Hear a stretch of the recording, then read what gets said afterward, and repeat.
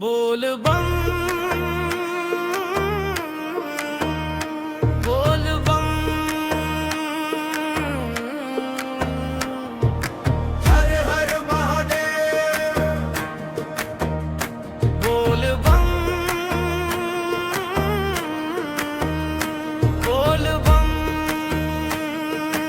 हर हर महादेव भोले बाबा के दरबार से केहू खाली ना जाला। जेकर जैसन भाव रहे ओइसन फलवा पाला।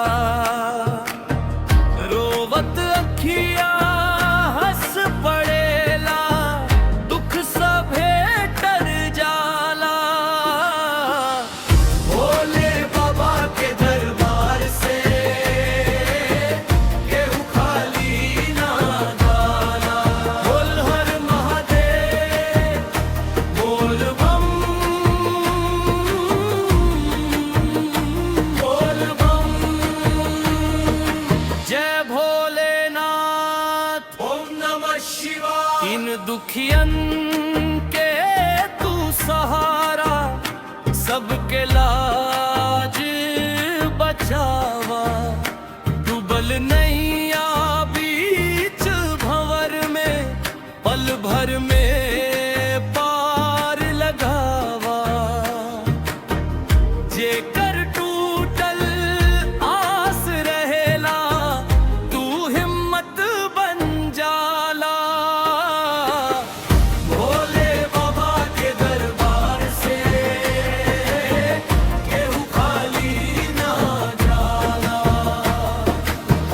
भोले बाबा के दरबार से केहू खाली ना जाला।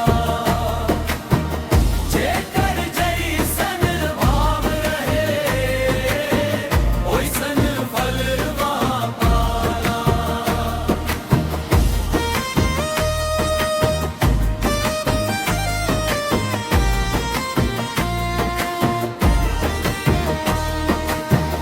बेलपत्रा गंगा जल लेके प्रेम से जे अवेला। भोले बाबा के चरणन में शीश झुका नवावेला। डमरू बाजे शंख गूंजे गूंजे जय जयकार।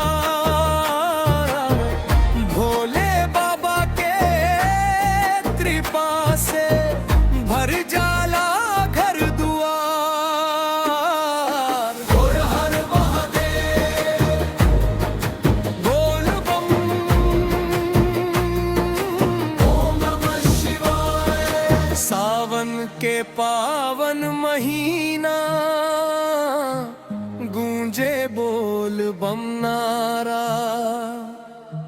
भगवा रंग में रंगाइल चलल भक्तन के धारा।